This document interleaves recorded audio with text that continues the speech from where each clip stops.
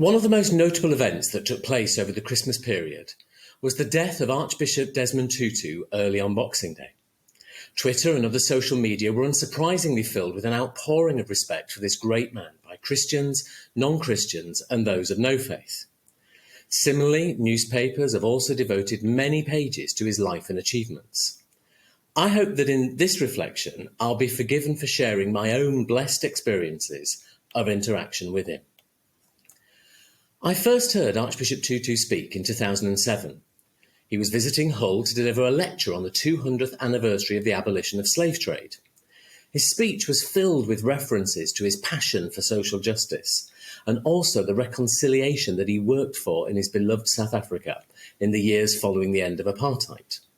However, I must admit that my strongest recollection is that of my colleague Hannah and I blagging our way backstage afterwards to get to meet him, having a photograph together and his infectious smile, as well as him signing this book that I was given way back in the 1990s that first inspired my interest in him. I next got the opportunity to meet him in 2009 when I was attending an event in West Yorkshire for people considering what their sense of calling was from God. I remember the power with which he spoke generally, and then the individual word of greeting that he had for each of us afterwards. But I also remember a story that he told from his childhood in South Africa during the apartheid years. He spoke of how he remembered a white British Anglican priest by the name of Trevor Huddleston raising his hat respectfully to greet his mother. This same Anglican priest bought him books and supported him for months when he was ill with tuberculosis. Huddleston later became a mentor to Tutu in his commitment to the equality of all human beings, a belief that was inspired by their shared Christian faith. The first meeting in Hull that I mentioned earlier was just after we'd taken our first trip to South Africa with students from Archbishop Holgate School. Over the many years of these expeditions, I have twice had the opportunity to meet Tutu in Cape Town itself, and to share that experience with our young people. In 2012, the meeting was unexpected after we'd gone to a small early morning service in the cathedral.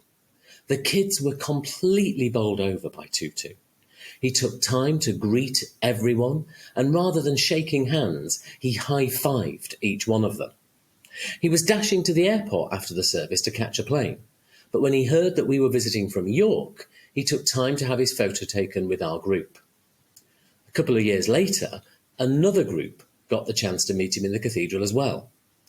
On this occasion, it was in the context of him receiving an award for his work towards justice and peace. Despite the hundreds of people present there, once he knew that we were visitors from York, he again happily greeted us and had his photo taken once more with this group of young people. My final story of meeting Tutu is for me personally the most momentous and memorable. In 2012, he was due to receive an honorary doctorate from York St John University. Filled with childlike optimism, I was inspired to write to invite him to visit Archbishop Holgate School whilst he was here in the city. However, I decided not to tell anyone that I had done so for fear of looking very foolish.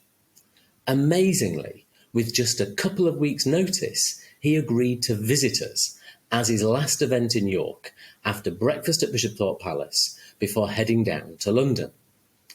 His main reason for visiting was to dedicate the space that was to be transformed from an overgrown eyesore into the spiritual garden at the heart of our school. He would also deliver a short speech, meet some sixth formers, tour some classes, and have refreshments with a small group of students. The visit was planned to the minute, even the second, since he was on a very tight schedule. One of my abiding memories of that day, though, was that the precise timings soon turned into a fantasy as he stayed with us much longer.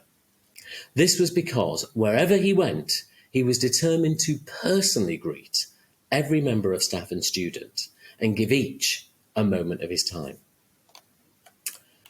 Many people say that you should never meet your heroes.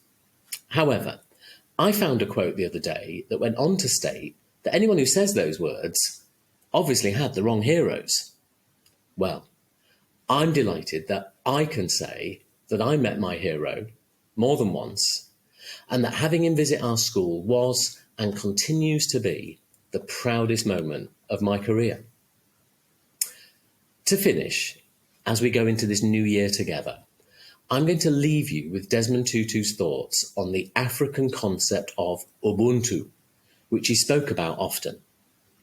According to Ubuntu, there exists a common bond between us all, and it is through this bond, through our interaction with our fellow human beings, that we discover our own human qualities. Ubuntu is the essence of being human. It speaks of the fact that my humanity is caught up and is inextricably bound up in yours. I am human because I belong. Ubuntu speaks about wholeness. It speaks about compassion. I am what I am because of who we all are. My prayer is that we all discover something of this beautiful concept in this coming year. Bless you all.